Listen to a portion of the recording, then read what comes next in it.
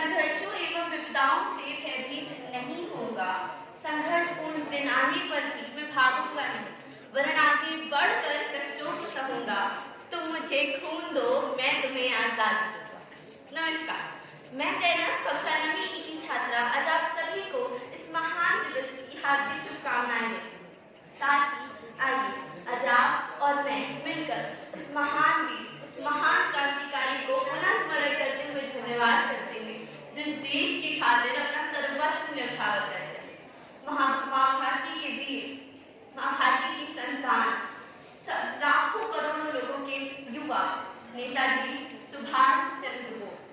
कहा जाता है कि केवल एक नाम नहीं, अपितु लाखों युवाओं के अंदर क्रांति की ललक पैदा कर देने वाली एक अद्वितीय चिंगारी है।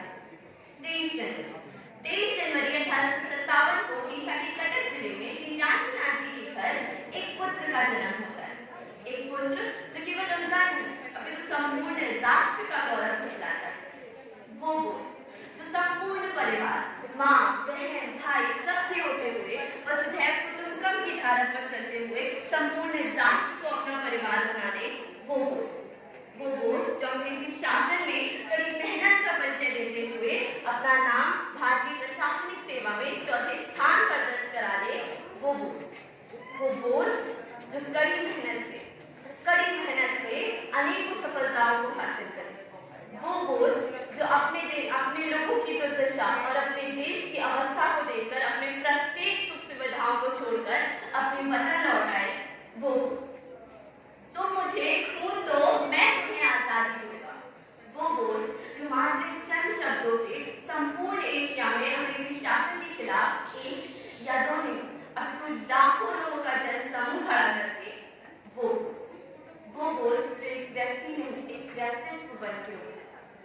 कहा जाता है कि नेताजी सुभाष चंद्र बोस ने सन 1920 में सिविल सेवा परीक्षा उत्तीर्ण हुई, परंतु सन 1921 में सिर्फ यह कहकर त्यागपत्र दे दिया कि मैं रामकृष्ण परमहंस और विवेकानंद के सिद्धांतों पर चलने वाला सुभाष अंग्रेजों की गुलामी नहीं कर सके।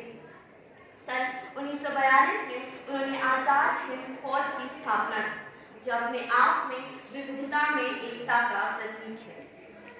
परंतु सन 1950 में माँ भारती की संतान स्वतंत्र भारत का सूर्य नहीं देख पाए, पर इस वीर ने कहा था कि आजादी केवल एक विचार नहीं, आजादी मेरा हक है, और अगर मैं मर भी जाऊं, मेरा शरीर रहे भी ना, तो भी मैं इसे पाकर रहूंगा।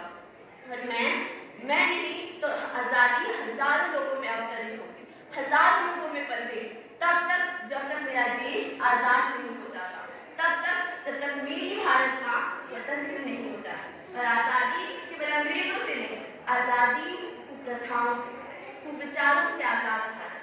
तो आइए आज के इस दिन पर हम सब मिलकर ये प्रतिज्ञा लेते हैं कि हम नेताजी के सपने को संपूर्ण करेंगे, हम एक भारत श्रेष्ठ भारत के सपने को पूर्ण करेंगे, हम अपने देश को, अपनी भारत माँ को विकासशील से विकसित बनाएंगे।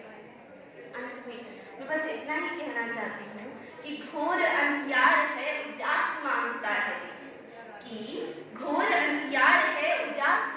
है देश, छाया पतझड़ मधुमास मांगता है देश, कुर्बानियों का एहसास मांगता है देश, एक बार फिर से सुभाष मांगता है देश, एक बार फिर से सुभाष मांगता है।